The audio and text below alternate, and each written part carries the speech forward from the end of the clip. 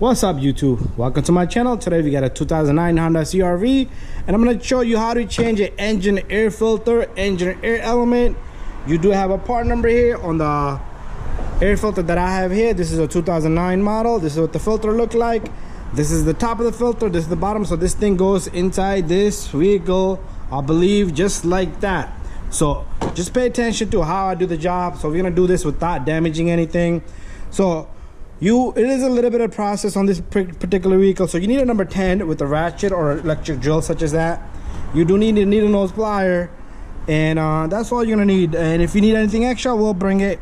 But this has a clip here, just push down on it just like that.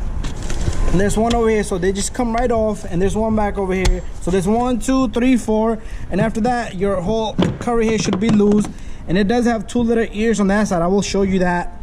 But what you're gonna do is you're gonna disconnect. Make sure your key is off, engine is off, because if you don't have it off, your check engine light might pop up. But what we're gonna do is I want to set up my camera right here so you can see me work.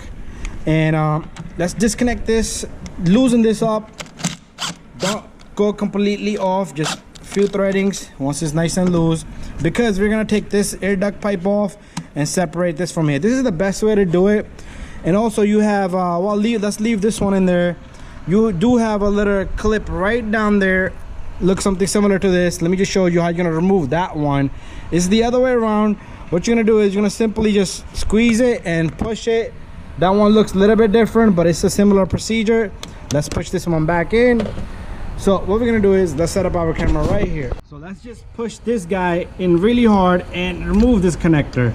And once you remove this connector, you should be able to turn the retainer down there, and you just squeeze it just like I showed you this one, and you just push it right out.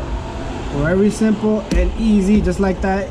If you break it, it's all right. And they usually over time get corroded anyway. I mean, not corroded, but get like hard. But after that, you just pull this outward, your air duct housing come out. If you want to clean this airflow sensor, you can, but that's not part of our job. Sometimes you don't want to touch things that shouldn't be touched. But there's our filter. Looks really good down below. If you have leaves and stuff, vacuum it, but that looks pretty clean. This filter, customer requested it. It still had a little bit of life, but it's a $10 part. So you take your new filter, you stick this in there just like that, same way you took off.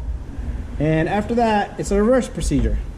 Remember I told you there's an ear, oh, there's one, I thought it was 2, it's only 1. This thing sticks into that end right there. You'll see that it's like a square looking over there on the box.